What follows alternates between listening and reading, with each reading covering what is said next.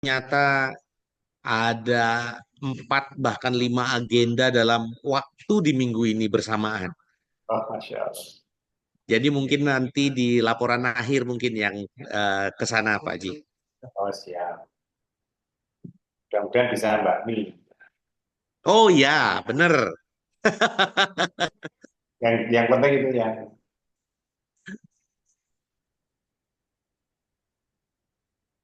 ini Prof. Ratman sepertinya mohon izin karena ada tetangganya. Oh, nggih.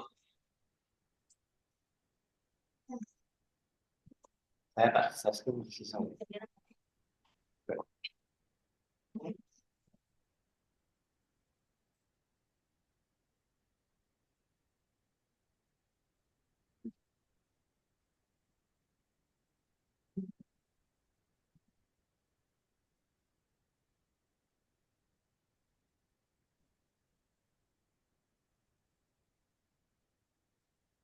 Nyari tetangga ya, Kak. Ya.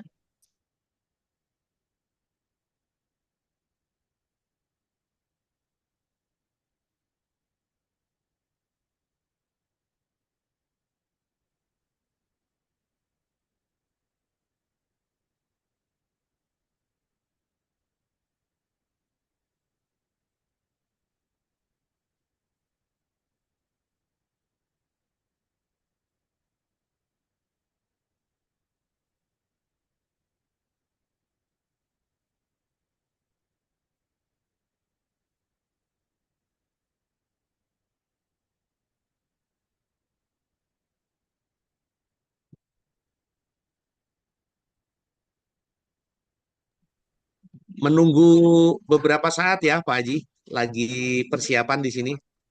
Oke, siap Pak Yudi.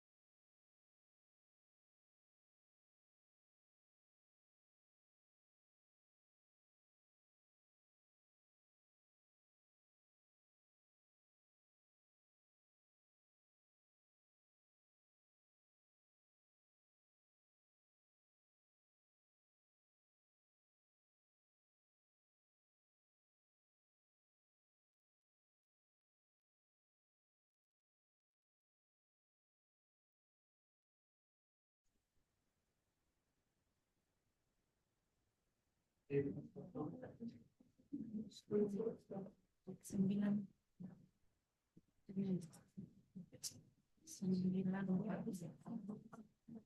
Tiga tujuh sembilan. Tiga tujuh sembilan. Kosong sembilan kosong tiga.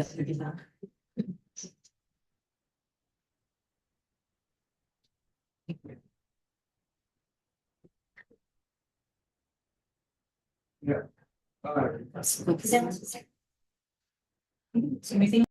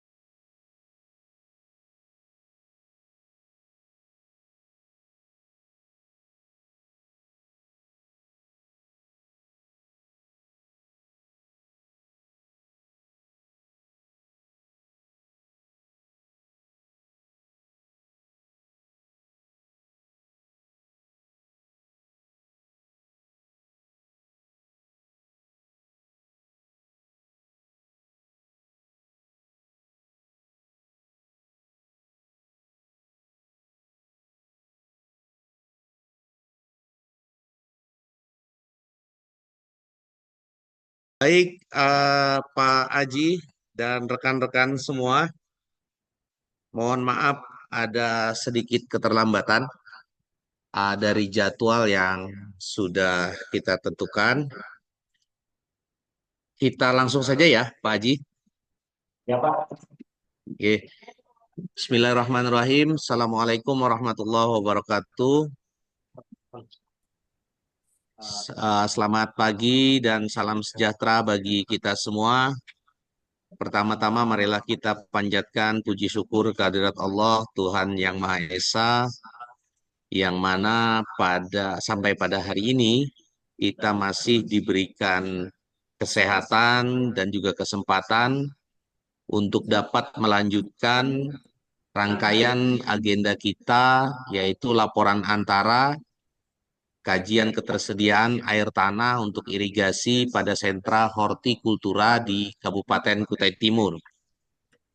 Sebagaimana diketahui bersama bahwa beberapa waktu yang lalu, tim rekan-rekan dari UGM yang dipimpin oleh Pak Aji dan juga Prof. Suratman sudah ke lokasi titik-titik yang menjadi sentra hortikultura dan ada beberapa titik yang sentra tanaman pangan.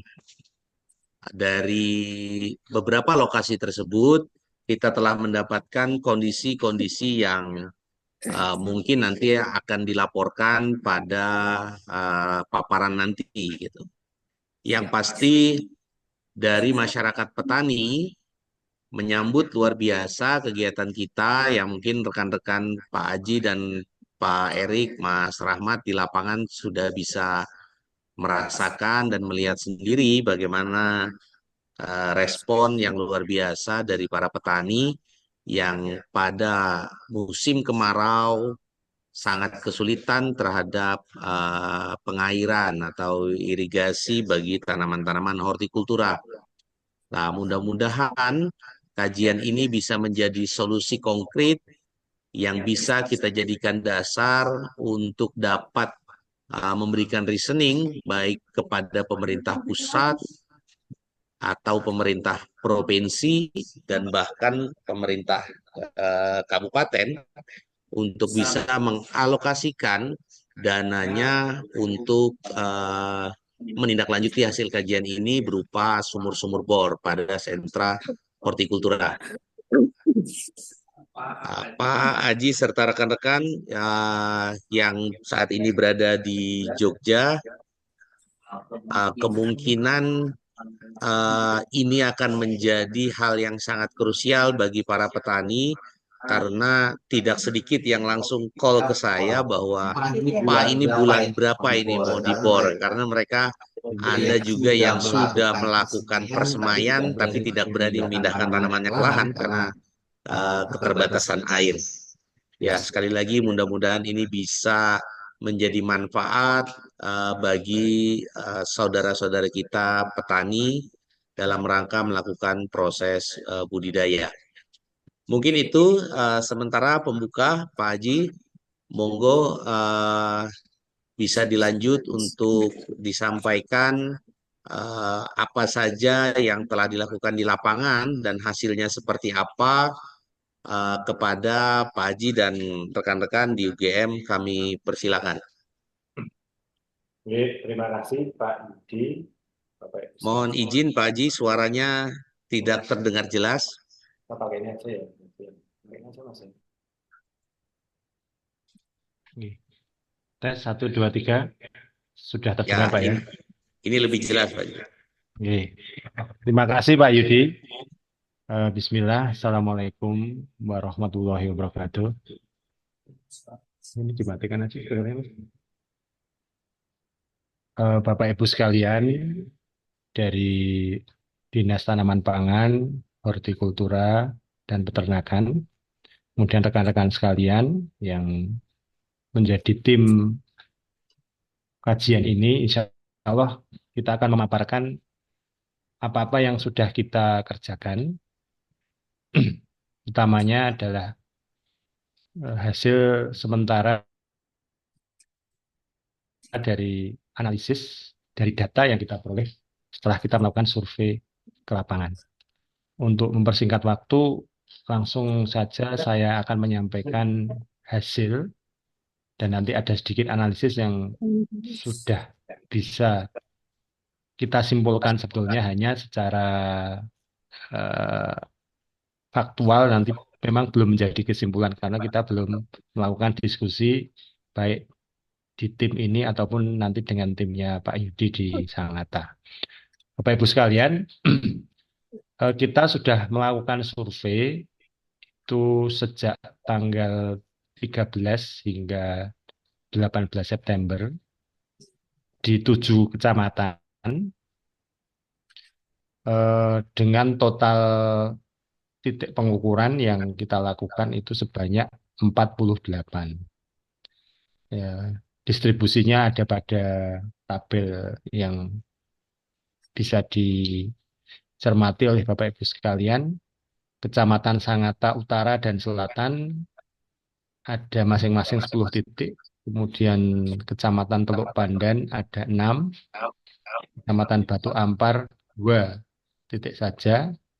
Kecamatan Rantau Pulung ada 5. Kaubun 7 dan Kaliorang 8, sehingga totalnya ada 48. Kita mulai dari hasil yang diperoleh di Kecamatan Sangatta Utara. Sangatta Utara kan 5 Mas ya, bukan 10 Mas ya? Oh, 5 lokasi tapi 10 titik ya. Jadi di Kecamatan Sangatta Utara itu kita melakukan 5 lokasi pengukuran di masing-masing kelompok tani Dan masing-masing lokasi di kelompok tani tersebut kita lakukan pengukuran sebanyak 2. Jadi ada 2 kali 5 sehingga totalnya 10. Mari kita lihat hasilnya. Yang pertama, sebelum kita melihat hasilnya, perlu Bapak Ibu sekalian eh, cermati bahwa secara hidrogeologis, ketika titik-titik pengukuran pada masing-masing kelompok tani itu diplotkan ke dalam peta produktivitas akuifer yang sudah diterbitkan oleh Badan Geologi, ya, Kementerian SDM, di Pusat Air Tanah dan Geologi Tata Lingkungan. Alhamdulillah di Kecamatan Sangatta Utara itu masuk pada akuifer atau daerah yang mempunyai, ya, yang pertama yang produktivitasnya tinggi, itu yang di bawah yang KT 1 dan 2 ini produktivitasnya tinggi. Jadi tempatnya Pak siapa pertama itu yang ngasih ketela itu, ya. Ya, yang kita di oleh-oleh ketela itu masuk produktivitasnya tinggi memang dan persebarannya luas. Nah, meskipun kalau peta itu yang dimaksud di permukaan gitu. Karena bisa jadi bawahnya dia underlayingnya itu bukan yang produktivitasnya tinggi, tapi peta ini sudah bisa kita jadikan acuan. Jadi kita sudah senang dulu gitu ya. Kemudian ada juga yang masuk di kelas yang produktivitas airnya sedang. Yang biru ada garis-garis horizontal itu. Tapi ada pula di 2 titik itu yang masuk yang produktivitasnya kecil dan setempat itu. Ini ada juga. Nah, sekarang mari kita lihat hasilnya. Ini tidak akan kita sampaikan semua hasilnya karena akan sangat lama. Kita pilih 2 titik, yang satu yang hasilnya bagus, yang satu yang kurang gitu ya. Nah, ini contoh waktu kemarin mengukur di lapangan itu ya. Semuanya di lahan hortikultura gitu ya. Nah, ini contoh saja. Kemudian ini di titik 2, jadi di lokasi kelompok tani subur abadi di Desa Sangatta Utara. Nah, yang ditanami ada apa ya? Ada kacang, ada ketela, ada apa? Pepaya gitu ya. Nah, ini kalau dari gambar ini yang pertama itu kita mencermati coklat dari pembuat alatnya. Yang pertama itu kalau ada biru itu sudah pasti ada air itu. Dan ada biru itu ada airnya. Itu di situ ada biru yang cukup tebal gitu di kedalaman 60-an dan kedalaman 70-an. Nah, kemudian alat kita itu bisa menampilkan eh, laporan yang isinya adalah parameter-parameter ketersediaan air. Nah, setelah disimpulkan itu di titik KT Sangatta Utara 2 ini kita menemukan layer biru tadi, kemudian water quantum atau debit itu di atas 3.500 liter per jam dengan permeabilitas di atas 65. Nah, kalau ketiga syarat ini terpenuhi, maka kita menyimpulkan bahwa di titik ini itu ketersediaan air tanah itu nanti mampu untuk memenuhi kebutuhan air pertanian. Jadi yang namanya 3.500 liter per jam itu hanya sebagai acuan itu mampu atau tidak. Karena ini namanya water quantum itu bukan debit absolut, debit yang sungguhnya bukan. Tapi debit yang menunjukkan eh, mampu atau tidak untuk pertanian. Tetapi bukannya debit saja, harus permeabilitasnya harus di atas 65 dan punya layer biru. Nah, ini di titik Sangatta 2. Nah, alhamdulillah, jadi di lokasi tadi kelompok tani apa? Abadi tadi ya. Pendidikan mandiri itu kalau dibor insya Allah airnya banyak itu. Eh, kemudian kita mencoba membuat rekomendasi bahwasanya di titik ini memang debitnya cukup, tetapi resiko ketika dia di bawah 60 meter itu nanti air tanahnya akan mungkin sedikit asin atau payau karena elevasinya sudah rendah sehingga dikhawatirkan sudah ada di bawah muka air laut itu, muka air lautnya di situ, muka elevasinya kalau nggak salah sekitar 3 meter atau berapa ya, 2 meter, sehingga ini kalau sampai di bawah 60 ini nanti mungkin sudah kena interface-nya. Interface itu apa ya, garis imajiner yang eh, memisahkan antara air tawar dengan air asin. Sehingga kita rekomendasi di sini ya maksimal 50-an lah. Itu insya Allah debitnya sudah cukup. Nah, ini yang di titik 2. Nah, terus contoh lagi, ini adalah posisi screen nanti kalau kalau mau ngebor nanti posisi screennya di 28 sampai 33, 50 sampai 60 ini sudah hasil airnya besar. Ini estimasi saja. Bisa jadi nanti ketika sudah dibor mengetahui materialnya, posisi screen ini bisa ya tarik ulur lah, bisa lebih dangkal gitu. Kemudian contoh lain di kelompok tani apa Mas? Wolantan Berkah gitu ya. Di Desa Teluk Lingga ini yang jauh itu, yang masuk-masuk jauh itu.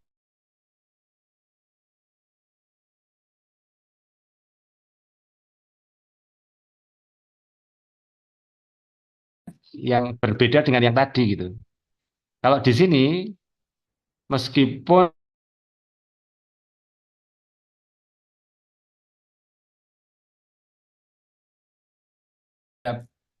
air asin karena salinitinya rendah, tetapi permeabilitasnya hanya 45. Padahal syarat untuk pertanian harus di atas 65. Sehingga kita ini rekomendasinya ya, meskipun dijumpai layar biru, debitnya di atas 3.500 juga tidak memenuhi, karena debitnya ternyata hanya 3.100. Permeabilitasnya malah kurang dari 50. Kalau masih di atas 50, kita masih berani merekomendasi cukup mampu. Tapi ini malah kita kasih warna pink ini, warna merah ini, kita tidak merekomendasikan di sini itu untuk dibor. Karena ini hanya cukup nanti untuk keperluan rumah tangga gitu. Ya ini hasil alat ya, artinya seandainya dipaksakan dibor nanti hasil airnya memang tetap nanti ya hanya cukup untuk keperluan rumah tangga. Nah, kemudian ini karena apa tadi sudah kita sampaikan, kita skip. Nah, ini kita menggunakan alat lain yang eh, apa namanya ternyata ya selaras itu hasilnya dengan ini untuk memverifikasi saja yang posisi air tanahnya hampir mirip dengan alat yang pertama tadi. Nah, ini adalah summary atau kesimpulan dari titik-titik di Sangatta Utara gitu. Jadi dari 10 titik itu 7 titik mampu untuk pertanian, 2 titik tidak mampu, gitu. 1 titik kurang mampu. Gitu. Nah, ini karena masih di atas 50 probabilitasnya dan kita masih kurang mampu ya, debitnya nanti tidak sebesar yang biru. Gitu. Ini yang Sangatta mana ini? Sangatta Utara. Jadi ini hasil Sangatta Utara. Nah, untuk yang lain ini mungkin saya cepat saja. Ini Sangatta Selatan, itu hari berikutnya saya masih di sana. Itu ada 10 titik juga. 10 titik. Kalau di Sangatta Selatan ini hampir seluruhnya titik-titik itu berada di akuifer ruang antar butir dengan produktivitas tinggi dan persebaran luas. Memang di lapangan eh, kita menemukan oh ada 1 titik yang ini yang anu ya, yang produktivitasnya kurang ini yang di mana? Yang jauh itu ya, yang dekat Pertamina itu ya, ada 1 yang air tanahnya produktivitasnya sedang. Eh, Kemudian ini mungkin mungkin saya terus ya langsung kesimpulan. Eh, Nah, di Sangatta Selatan itu dari 10 titik itu yang kita optimis mampu apa ya mampu dibor menghasilkan air yang bagus itu hanya ada 3 titik itu.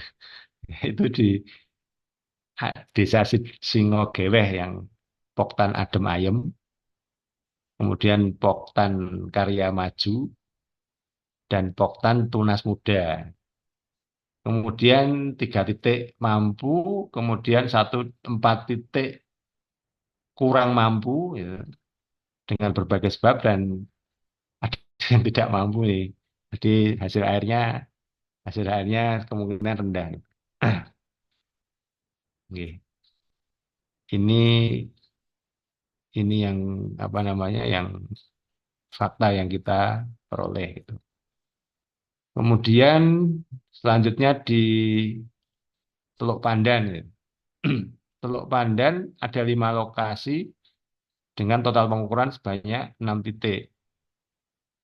Yang di Teluk Pandan itu sebetulnya ini akifernya itu sedang, termasuk yang produktivitasnya sedang, dan ada yang sistem aquifer yang airnya itu hanya ada di retakan batuan. Ya. Sistem aquifer celah dengan produktivitas air kecil yang hanya setempat dan tidak tersebar secara luas.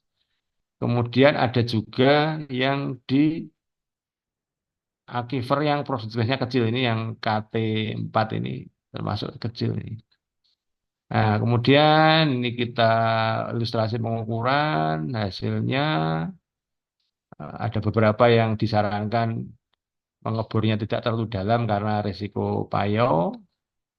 Eh, ini hasilnya nah seperti ini. Nah, ini malah lebih relatif lumayan ini. Dari 6 titik itu 4 titik oke. Monggo mau dibor mampu gitu ya. Terus 2 titik kurang mampu. Kalau saya yang kurang mampu ini kalau memang ada anggarannya saya ini masih berani nih. Kalau yang kurang mampu meskipun karena permeabilitasnya ini masih tinggi nih, masih mendekati 65 ya. Namanya alat kan pasti ada toleransi ya. Kalau saya sih ini yang di mana nih? Kecamatan apa lagi? Teluk Pandan ini seandainya semua mau dibor gitu ya oke lah itu. Oke. Eh, Kemudian selanjutnya di Batu Ampar. Batu Ampar hanya di satu kelompok tani tapi titiknya 2. Batu Ampar ini produktivitasnya langka ini karena akifernya di celah-celah batuan ini. Tapi kita lihat hasilnya. Ternyata hasilnya ini ini ini kurang mampu ini. Kurang mampu karena permeabilitas faktornya itu lumayan tapi masih antara 50 dan 60 nih. Jadi kita berani nih. Ini kita kasih warna kuning aja. Ini sudah kuning ya Mas ya. Kita kasih warna kuning aja. Nah ini. Terus yang kedua di titik kedua ini ini sepertinya kalau dilihat gambarnya ini air semua ini dari atas ini sudah air semua. Tapi angkanya menunjukkan nih probabilitas faktornya hanya 44 gitu. Terus kekerasan batuan, kepadatan itu rock strength analysis itu mendekati 70 padahal batasnya 70. Jadi ini untuk amannya kita rekomendasikan tidak mampu nih untuk memenuhi kebutuhan air pertanian nih. Jadi yang tadi kurang mampu ya, yang satu kurang mampu, yang ini tidak mampu. Jadi di Batu Ampar ini yang satu tidak mampu, yang satu mampu. Ini water quantumnya orang 69 nih, by the way. Salah ini ada salah nanti nanti dicek ini salah bukan ini. Tapi ini masih nanti kita perbaiki. Kemudian di Rantau Pulung. Rantau Pulung 4 lokasi 5 titik.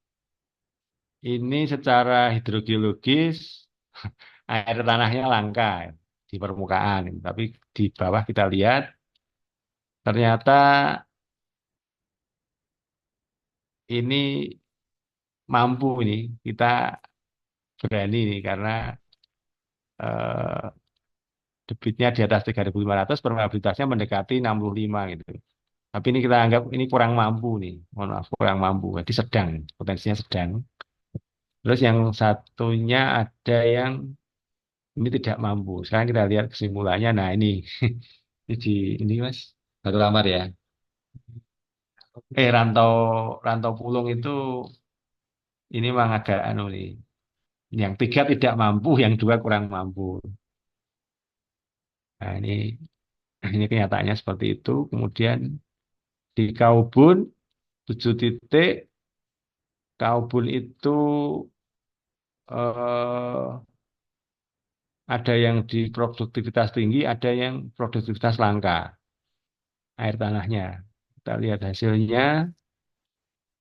Ini ada yang bagus, ada pula yang tidak mampu. Ini kalau dia lihat summary-nya dari 7 titik, yang 5 titik itu oke, bisa dibor. Mampu, yang 2 titik tidak mampu. Nah ini yang kita rekomendasikan untuk di Kaubun. Kemudian terakhir ya, yang di Kaliorang itu kalau dari peta hidrogeologi semuanya produktivitasnya rendah. Jadi mungkin air tanahnya itu langka. Setelah kita cek, nah ini ukurnya malam Mas ya. Ukurnya malam ini dengan Pak Prana ya. Dengan Mas Prana malam eh, ternyata ada yang mampu nih. Kali orang satu ini permajaan faktanya 75 ini. Mungkin di bawah ada pasiran ini. Dan log strength analisisnya 46 itu ya batuannya eh, intergranuler gitu, bukan batuan keras. Debitnya di atas 3.500 sehingga ini kita rekomendasikan untuk mampu. Nah, secara kesimpulan dari 8 titik itu yang tidak mampu 3, yang kurang mampu 1, yang mampu itu ada 4. Oke. Nah ini saya memang tidak hafal titik-titik ini di mana, tetapi semua ada koordinatnya Mas ya. Semua ada koordinatnya dan kemarin di lapangan itu titik-titik yang direkomendasikan itu semua sudah diberi tanda. Bahkan sudah di Sangatta Selatan itu sudah ditulisi maksimal sekian meter kalau ngebor supaya tidak ketemu gas atau air asin. Yang kecamatan lain sama juga. Enggak, maksudnya dikasih tanda enggak? Belum ya? Ya. Ya, terima kasih. Ini itu yang sementara, hasil yang sementara yang bisa kita sampaikan. Nah, ini ada satu lagi Pak Yudi dan Bapak Ibu sekalian. Memang ini sudah ada deteksi ya dengan alat yang bagus itu. Hanya memang nanti prosedur. Jadi yang paling penting ketika nanti ngebor itu adalah penempatan screen. Screen itu artinya casing tapi yang diberi lubang sehingga air bisa masuk. Kalau penempatan screennya tidak pas di lapisan yang eh, airnya kurang gitu, nanti ya hasil airnya menghasilkan air tapi tidak seoptimal yang sudah kita deteksi gitu. Sehingga di sana nanti setelah dibor sebelum di casing dan sebelum di screen itu memang standarnya atau apa namanya prosedurnya itu harus ada yang namanya well logging gitu. Jadi nanti akan dimasukin alat di lubang bor itu. Dek, dek, dek, dek, dek, dek. Nah nanti di mana yang produktivitasnya tinggi meter berapa berapa itu baru kemudian nanti screen ditaruh di situ ya. Ya mudah-mudahan ini tidak terlalu berbeda dengan hasil alat kita. Tetapi ini ini memperkecil resiko kegagalan bor. Jadi bisa jadi sudah dibor, ternyata setelah di well logging di situ, nah ini hasilnya kecil sehingga tidak bisa di casing. Sehingga kalau hanya ngebor saja kan biayanya murah gitu. Tapi kalau tidak di well logging, sudah langsung di casing, di screen, kadang-kadang itu wah ini anu nih kok ternyata nggak keluar airnya nih kan ya karena belum di logging gitu. Jadi bisa jadi posisi screen-nya salah. Nah, ini yang penting yang perlu kita sampaikan karena ini memang sudah standarnya di PUPR itu seperti itu. Kalau di Jogja itu tidak kalau tidak salah ya biayanya itu satu sumur itu sekitar 5 juta itu. Tapi kedalamannya 100 ya. Kalau kedalamannya kurang dari 100 nanti kan berbeda ya. Ini anu aja Pak, apa rekomendasi atau saran aja dari kami untuk meminimalisasi resiko kurangnya debit setelah dipompa nanti. Nah, dari kami mungkin cukup. Ini akan dilanjut oleh Mbak Ika ini, asistennya Prof. Ratman, terkait dengan kesesuaian lahan untuk hortikultura Mbak ya. Oke. Ini saya matikan screen-nya ya. Oke, matikan. Oke. Silahkan Mbak Ika.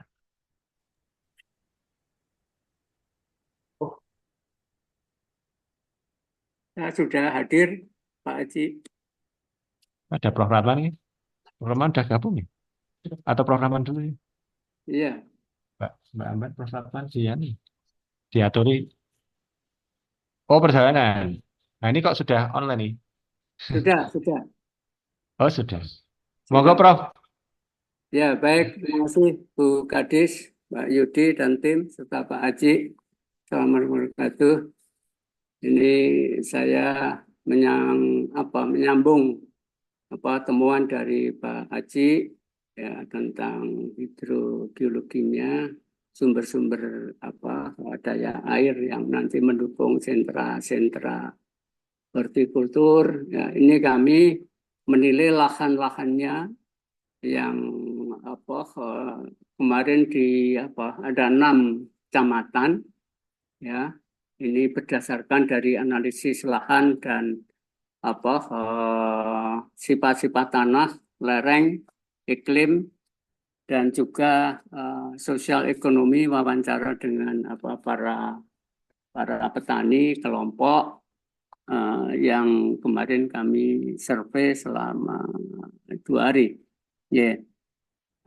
Ini saya kira kajian ini penting karena integrasi antara lahan dengan air itu akan memperkuat keberhasilan dari sentra hortikultur Kabupaten Kute yang itu akan menjadi sumber-sumber ekonomi produktif, penghasilan masyarakat, penghasilan pendapatan daerah, juga mungkin mendukung IKN. Ya.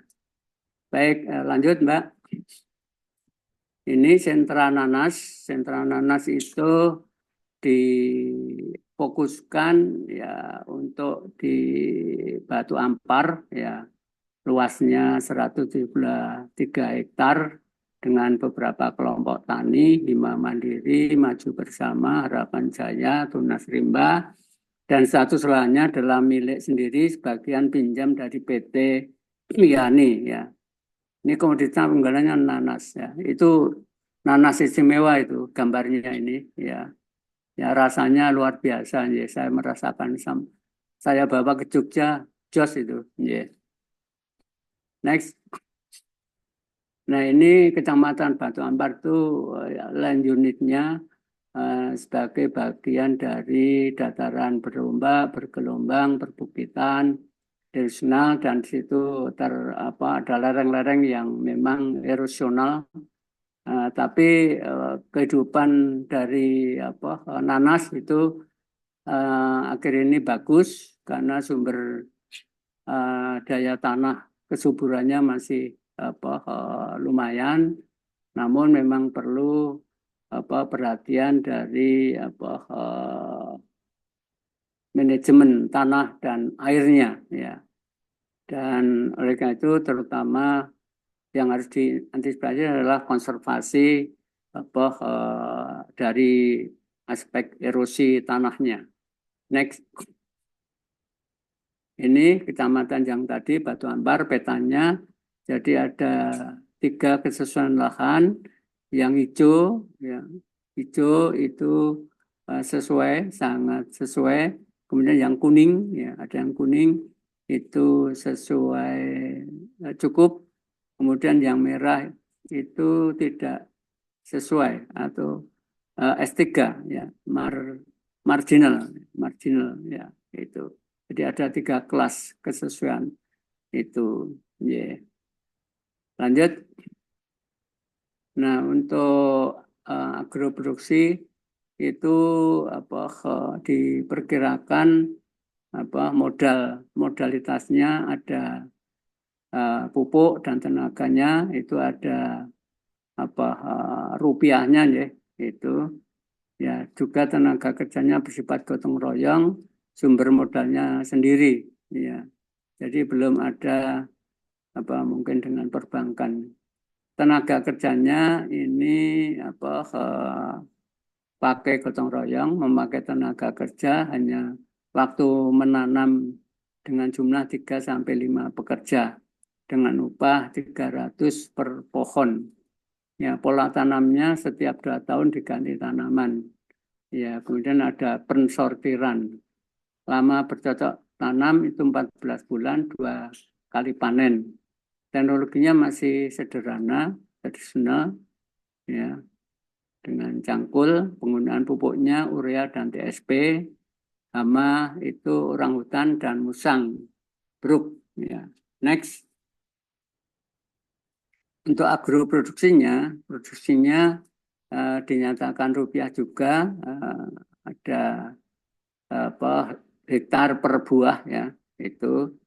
Jadi 1 hektar kira-kira 20.000 buah itu, ya, diperkirakan. Dengan penjualannya per hektar 2.000 buah, per buahnya 6.000. Jadi kalau hima mandiri 3 hektar sama dengan 3 berapa juta ini, ya, 3.960, ya, juta, ya, ya, itu, ya. Kemudian maju bersama itu 6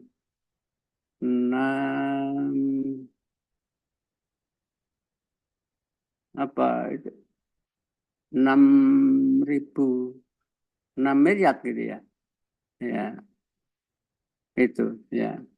Harapan Jaya 9,6, Tunas Rimba 1,2. Jadi cukup tinggi, ya, itu, ya, penghasilannya. Penjualannya ke Tengkulak, ke Bero, Tanjung Selor, Malino, dan Samarinda. Limbah belum diolah, masih dibakar. Next. Jadi ada programnya ada agroindustri, ya, agrobisnis, agroteknologi, agrowisata. Tadi agroproduksi, ya, yang tidak ada produk turunannya. Namun PKK telah mengadakan pelatihan. Ini program-programnya sirup, selai nanas, dijual, bisnisnya dijual dengan harga tertentu ke Tengkulak. Ya, akses transportnya masih sulit. Dengan teknologi, belum menggunakan teknologi, masih menanam langsung, mesin pembuat buah kering juga terbatas. Agrowisata belum ada pengembangan wisata, ya. Next. Sentra pisang itu pisang kepok sejak tahun 1992 itu di Kaliurang. Bapak Yuyun dari Sulawesi, respondennya punya 15 hektar milik sendiri, pisang grecek namanya, dengan kelompok tani 13, pengembangan kualitasnya pisang ada 3 kelompok, ya. 1 kelompok 25 petani, ya. Sehingga ini layak untuk sentra. Nah, sentra ini di Kaliurang ini memang cocok sekali, ya, tanahnya, ya, dan terutama dataran rendah, ya, itu. Nah, kemudian juga ini kesesuaiannya jadi terluas, ya, yang hijau itu, pisangnya juga enak, ya. Itu ada kuning itu S2 dan merah itu S3. tentu sentralnya diambil yang hijau aja ya supaya lebih produktif itu. Ya. Lanjut. Nah, untuk agroproduksi prapanen modal sendiri 7 juta, tenaga kerja 200.000 per pekerja, pola tanam itu 5 kali 5 panen setiap bulan, lama bercocok 1 bulan, teknologi tradisional. Pupuknya tidak ada, tidak ada pupuk, ini sudah subur ini. Ya, hamanya itu tupai. Ya. Atau hama berupa layu, fusarium. Ya, ya next. Untuk agroproduksi ya 1 hektar 1.000 sisir. Penjualan 1 sisir 8.000, jadi 8 juta per hektar. Ya. Next. Ketengkulak Samarinda dan limbahnya belum diolah. Next. Untuk agroindustri sudah ada produk turunan, di antaranya jantung pisang jadi abon, pelepah jadi keripik, ya bonggol pisang dijadikan keripik dan seterusnya. Agrobisnisnya dijual melalui tengkulak, ya. Jadi memang anunya itu tengkulak ya. Belum memanfaatkan teknologi, agrowisata juga belum berkembang. Next. Nah, sentra sayurannya di Muara Gabus, ya, Desa Sangatta Selatan, ya, asal Klaten, luasnya 3 hektar milik sendiri, status lahan 3 kelompok 1 kelurahan. Ya. Nah, sayuran paling untung adalah komoditas cabai, namun petani memilih ketertarikannya tinggi terhadap komoditas bawang merah. Ya. Sudah ada pelatihan di Brebes. Ya. Next. Ini yang kondisinya bentuk lahannya ya di Sangatta Selatan. Next. Nah, ini kesesuaian lahannya untuk di Sangatta Selatan yang terkait dengan tomat ya. Ada S1 ya, S2 dan S3. Nah, kita sentrakan di warna hijau gitu. Nanti sinkron dengan kondisi air yang harus dipenuhi. Next. Nah, ini mentimun. Ya, jadi mirip-mirip ya mentimun dengan tomat itu. Kita ambil yang hijau. Ya. Ya, next. Ini bawang merah. Jadi lokusnya bisa sama ya, bawang merah, cabai dan mentimun. Ya, next. Agroproduksinya modal sendiri, tenaga kerja 150.000 per hari, 3 karyawan. Pola tanamnya 1 minggu, persiapan pemupukan dasar, kemudian dilanjut penanaman komoditas. Lama bercocok tanam bawang merah, teknologinya pengairan manual. Ya. Nah, tanah sudah menggunakan traktor, menggunakan pupuk TSP, Mutiara, dan KCL. Tapi belum ideal KCL-nya, masih minta dukungan dari dinas ya. Gitu.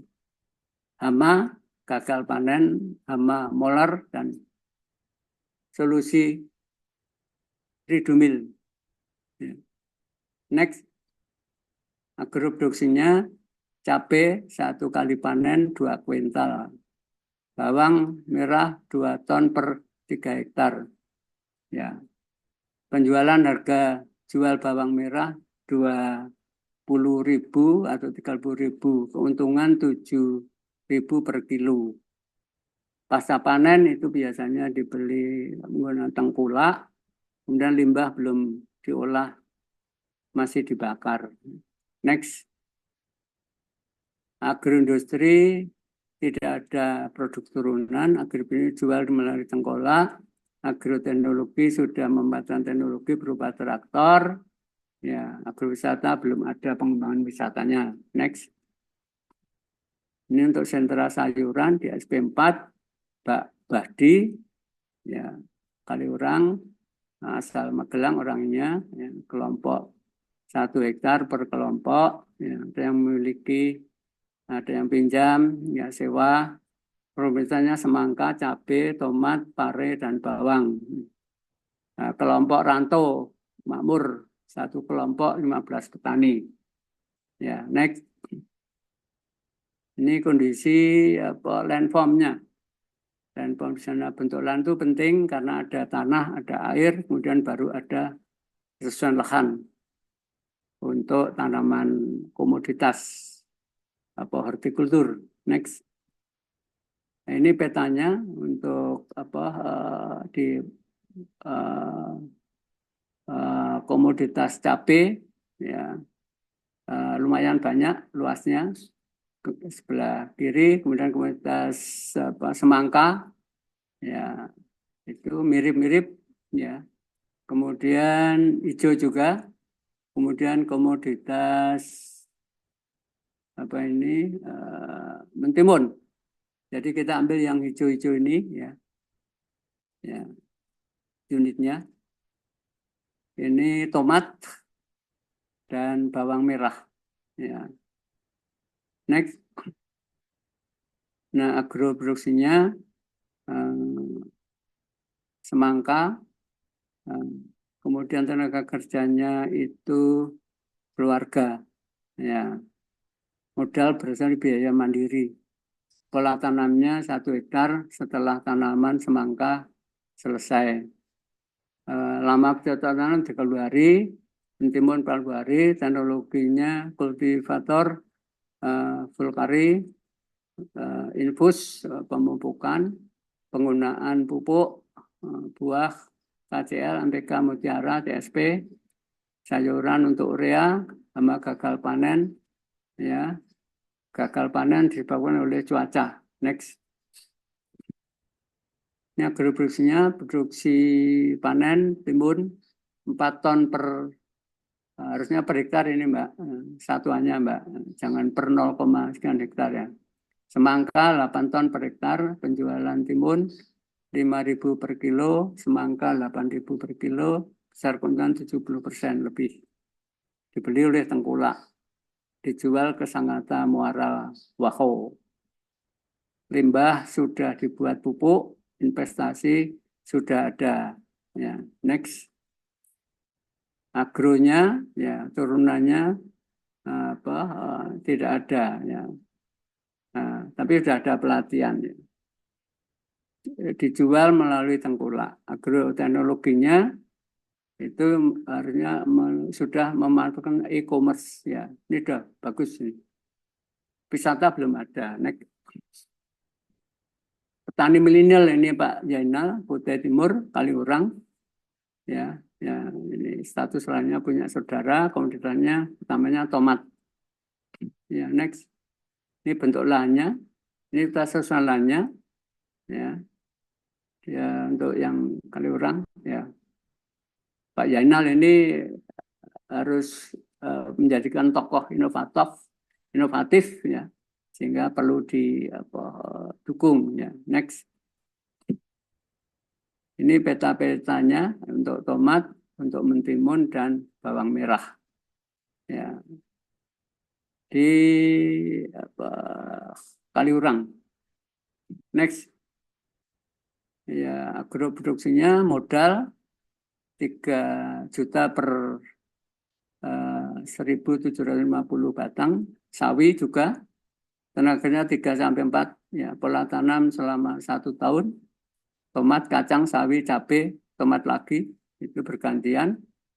Lama cocok tanam 4 bulan, sawi 35 hari, ya, atau 50 hari bisa dipanen. Teknologinya, ya, menggunakan teknologi modern, ada traktor, ada pasca panen, ya, menggunakan juga promosi, penggunaan pupuk, mutiara, hama, dan seterusnya. Next. Produksinya tomat 2,5, sawi 7,2, penjualan tomat 4.000 per kilo, sawi 4,5 per ikat. Panen penjualan ke Tengkulak di Kaliurang, Kaubun, Sangatta, media Facebook, ya, limbahnya sudah ada pengolahan menjadi pupuk kompos. Next, agroindustri tidak ada produk keturunan, agribisnis dijual tengkulak, ya, sosmed sudah manfaat teknologi, agrowisatanya belum. Ya, next. Perbandingan komoditi antar komoditi, nanas, bawang merah, kentimun, semangka, dan pisang. Ya. Jadi kalau dilihat keuntungannya itu ya ketimun ya, ketimun, semangka. Ya. Per bulannya, keuntungan per bulannya itu. Nah, kemudian nanas, ya itu. Cuma dari pemeliharaannya pisang itu ya males, ya jarang-jarang. Tapi pemeliharaan ketimun semangka lebih rumit, ya. Lebih rumit. Termasuk bawang tuh, bawang merah lebih rumit ya. Nanas katanya juga agak rumit, ya. Ya perlu profesional gitu. Ya nanti ini mungkin masuk agenda di grand plan perencanaan besok ya. Next. Ya, saya kira itu Pak Aji, Pak Yudi, ya, yang dapat saya sampaikan. Ya, terima kasih.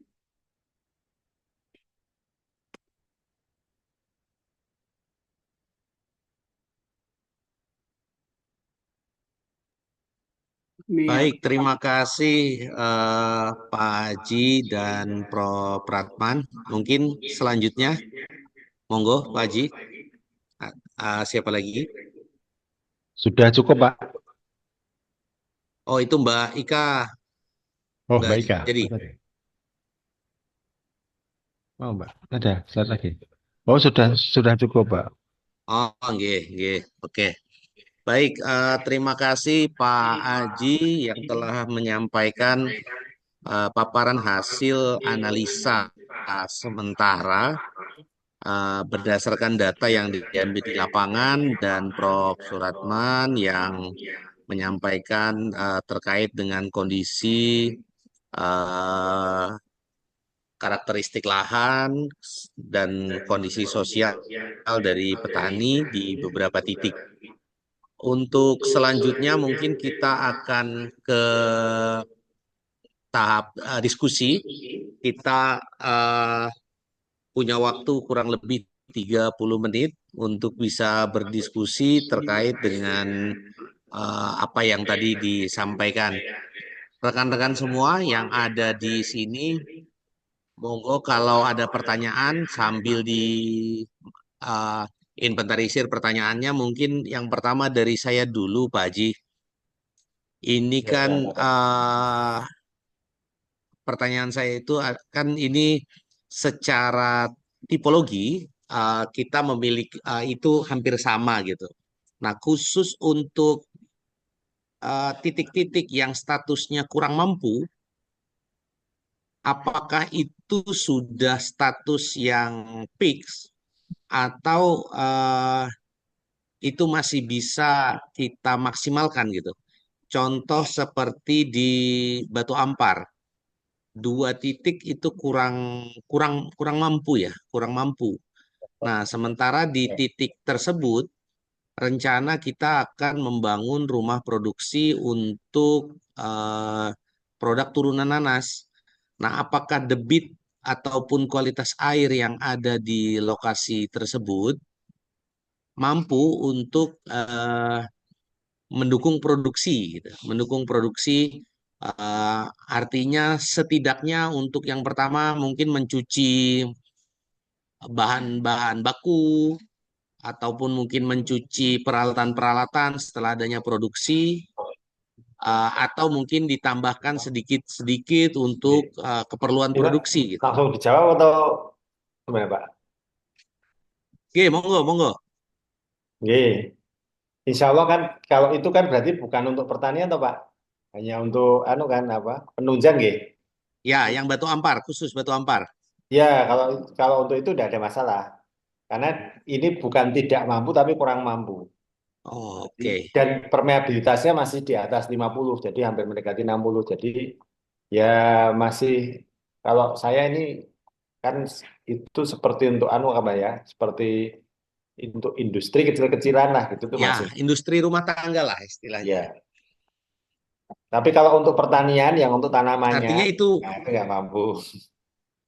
ya, oke, baik, baik. Itu yang pertama, Pak Haji. Kemudian yang kedua, apakah nanti di dokumen itu juga disampaikan rekomendasi kedalamannya gitu? Karena tadi ada seperti di Sangatta Utara yang saya lihat ada beberapa titik yang salinity-nya itu 75% gitu. Nah, itu salinity 75% itu di kedalaman berapanya itu nanti apakah nanti tercantum atau seperti apa nanti? Oh iya Pak, baik Pak. Ini sudah terlihat ya share screen Oh, kita. iya. Nah, ini begini. Ini kan sudah ada posisi screen 1, screen 2 ini Pak. Oh, Nah, ini sudah yang aman terhadap air asin karena sebetulnya di bawah kan masih ada sumber tapi tidak kita rekomendasikan. Jadi yang oke. nanti per titik yang kurang mampu dan mampu akan kita bikinkan apa ini lock screen seperti ini. Tapi yang tidak mampu memang tidak akan kita bikinkan karena airnya kan kecil. Oke. Baik, baik. Terima kasih, Pak Haji. Yang lain ada pertanyaan?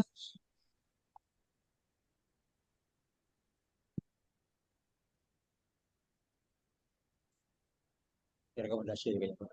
Rekomendasi ya. Saya. Oh, ya silakan, silakan. Iya. Ya, ini Pak Haji mohon izin ada apa masukan dari teman-teman di ruangan. Assalamualaikum warahmatullahi wabarakatuh, Pak Haji. Waalaikumsalam warahmatullahi wabarakatuh. Perkenalkan, nama saya Ahmad Witro, Pak Haji. Iya Pak. Ya, sebelumnya saya kasih pengelolaan lahan dan air pertanian di Dinas Pertanian Kabupaten Kutai Timur. Sekarang jadi ahli muda pengasal mesin pertanian. Ada beberapa hal yang ingin saya sedikit sampaikan sebagai rekomendasi. Untuk wilayah Kabupaten Kutai Timur itu topografinya kan bergelombang tuh Pak Haji. Yang mana Pak? Kemudian Daerah mana Pak? Kutai Timur rata-rata ya. Ya, ya. Kemudian didominasi oleh jenis tanah petsolik merah kuning ya atau ultisol rata-rata begitu.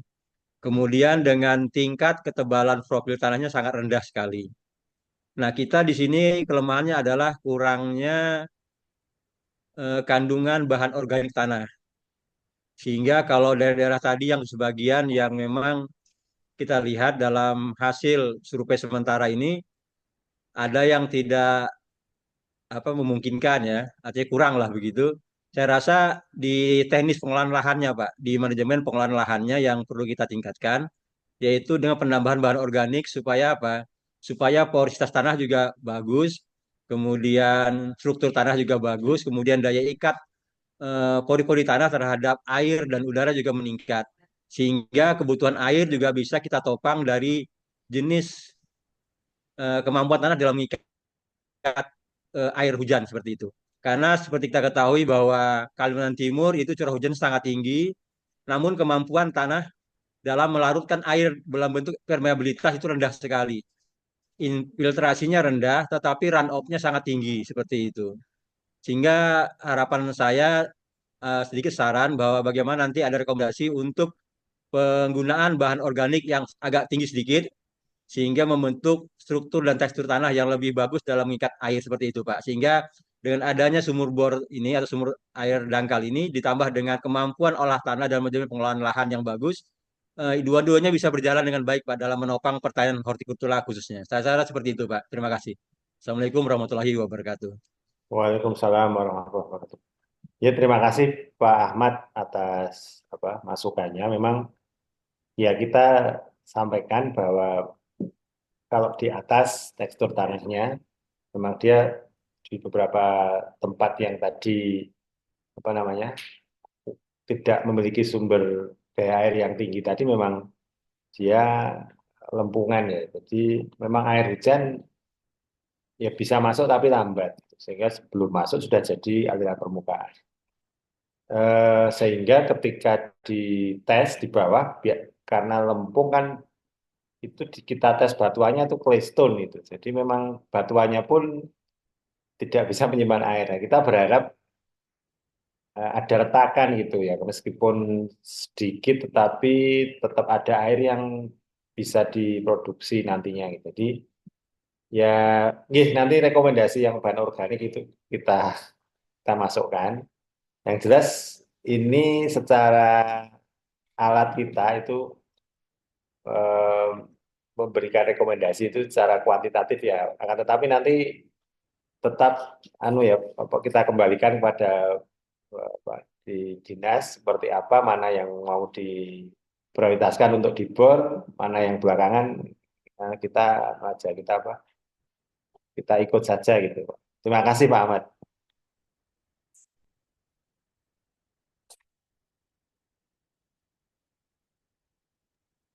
Mungkin tambahan Pak Haji, Jadi Pak, dari hasil survei itu kan titiknya sudah kita patok ya di masing-masing titik itu.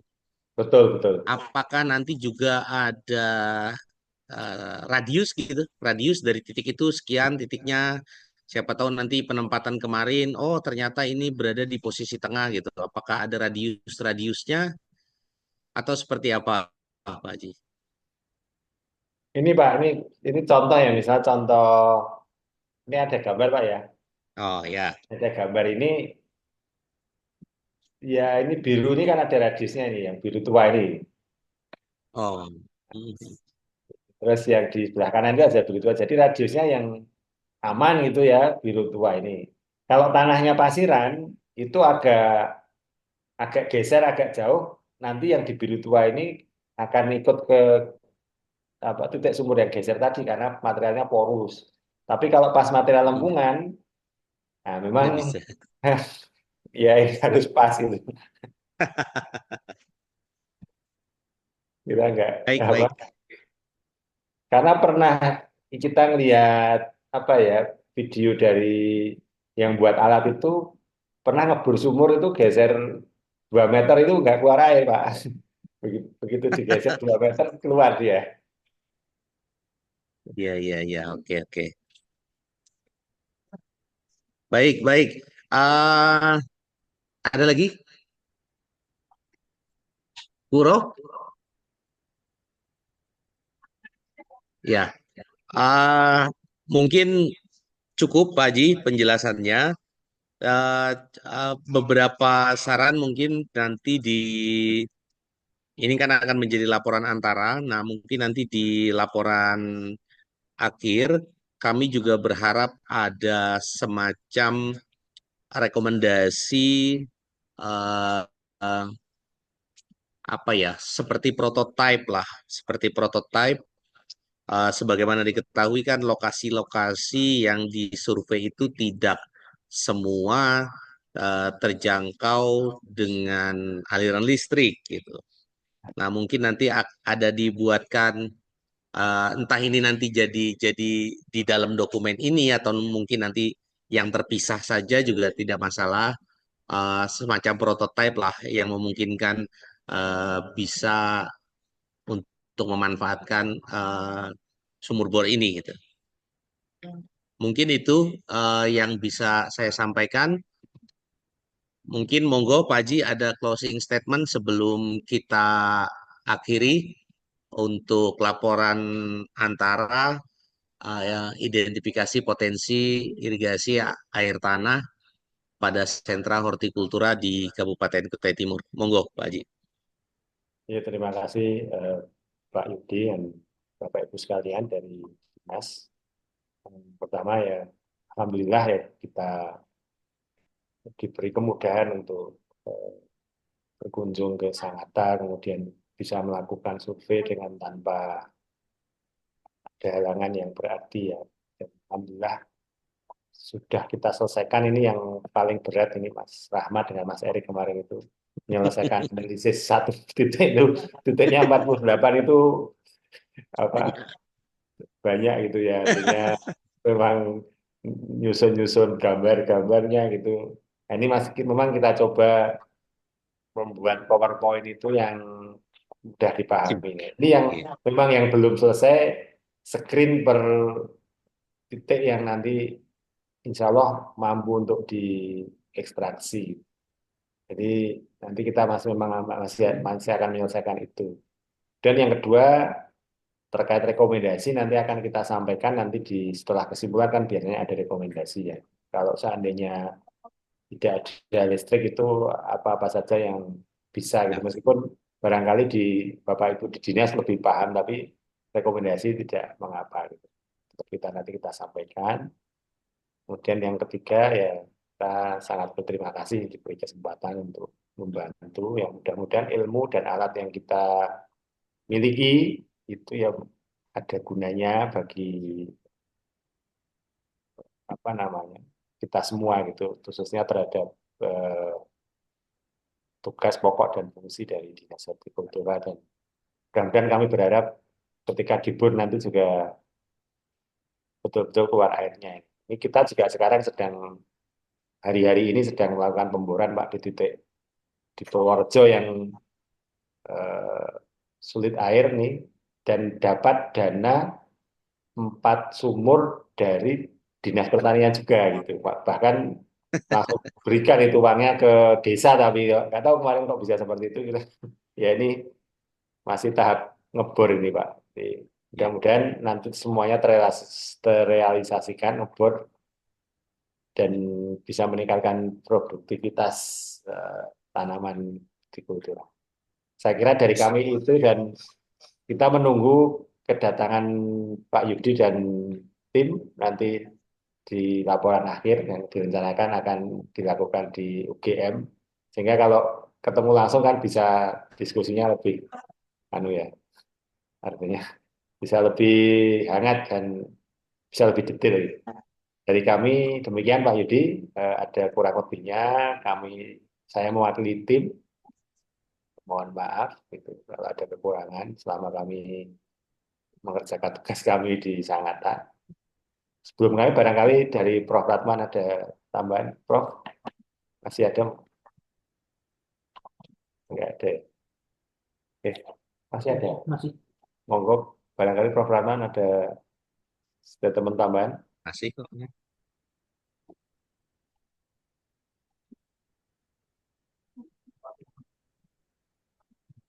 Kalau memang tidak ada, kami kembalikan ke Pak Yudi. Baik. Terima kasih Prof. Pratman, Pak Haji, Mas Erik, Mas Rahmat, Mbak Ika.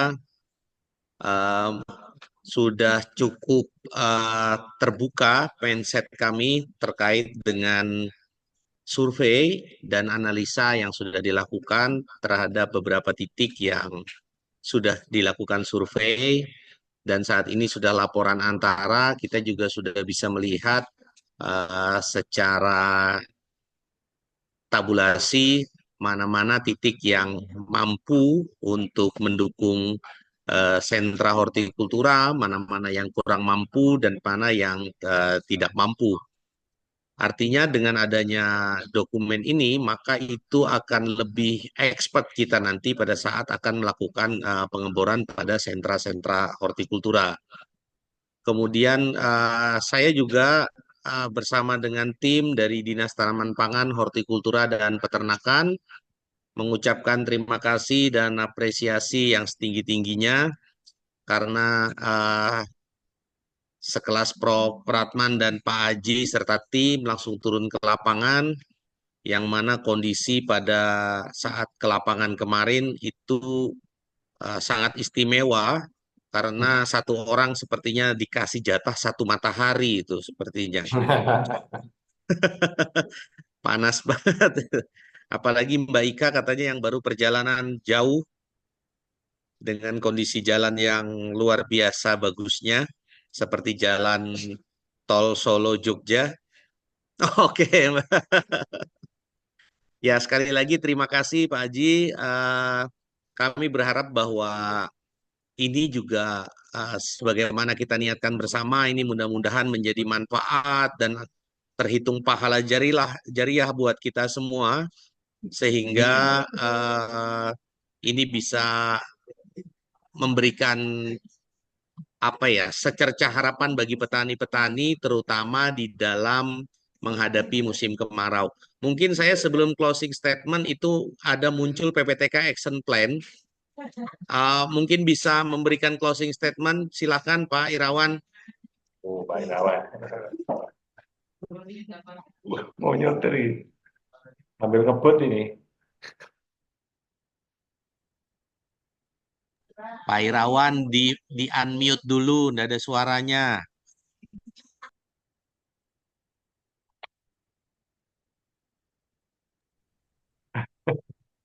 Assalamualaikum. Waalaikumsalam warahmatullahi wabarakatuh. Terima kasih Pak Yudi. Selamat pagi menjelang siang kepada Pak Prof serta Pak Haji serta tim yang ada di Jogja. Mohon maaf saya lagi di jalan ini ngantar anak ke bandara, kebetulan mau ke Kediri Pak. Oh iya iya iya. Saya dengan Pak Yudi serta tim mengucapkan terima kasih atas laporan antara yang sudah disampaikan. Cuma saya agak mengganjal sedikit masalah yang tidak mampu itu, Pak. Nah, apakah itu, apalagi khusus hortik, itu rasanya, aduh, kurang apa ya, kurang memuaskan bagi saya gitu. Sehingga mungkin nanti kalau misalnya ada kerjasama ulang, mungkin bisa kita ulang lagi yang tidak mampu itu, Pak. Sehingga sehingga kita bisa apa ya, bisa memberikan apresiasi terbaik buat petani maupun kelompok-kelompok tani yang ada di Kutai Timur. Nah, mungkin hanya itu Pak yang bisa saya sampaikan karena saya lagi jalan ini kurang konsentrasi. Terima kasih Pak Yudi. Assalamualaikum warahmatullahi wabarakatuh. Waalaikumsalam warahmatullahi wabarakatuh. Terima kasih Pak Irawan. Ya, terima kasih Pak Irawan. Itu masih di perjalanan Samarinda menuju Sangatta, Pak Haji. Ngebut Pak Gimana ya. Pak Yadi? Oh, menuju Sangatta ya. Tapi Pulang Pak. itu cepat saja Pak Haji. Gasnya kurang itu sepertinya. Kalau Pak Haji, Mas Erik, dan Mas Rahmat sudah merasakan itu. Baik, mungkin bagian akhir dari Zoom kita pada hari ini. Sekali lagi saya mewakili Dinas Tanaman Pangan, Hortikultura, dan Peternakan mengucapkan terima kasih dan apresiasi yang setinggi-tingginya kepada Prof. Suratman, Pak Haji, Mas Erik, Mas Rahmat, Mbak Ika, serta tim di KLMB, Bu Ani, Mbak Ambar, serta tim yang lain.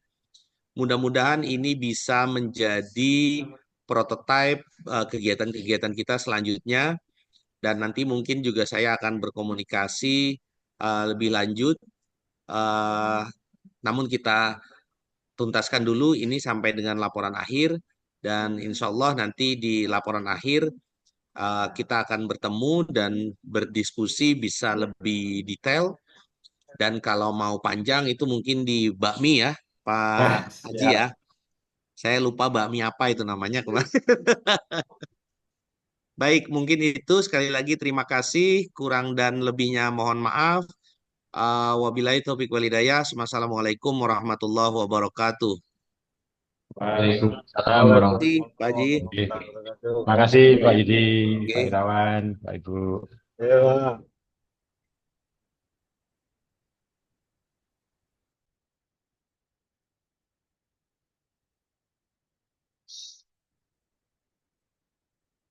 Ya, Mbak. Sah ya. Sah. Yang penting nggak sah.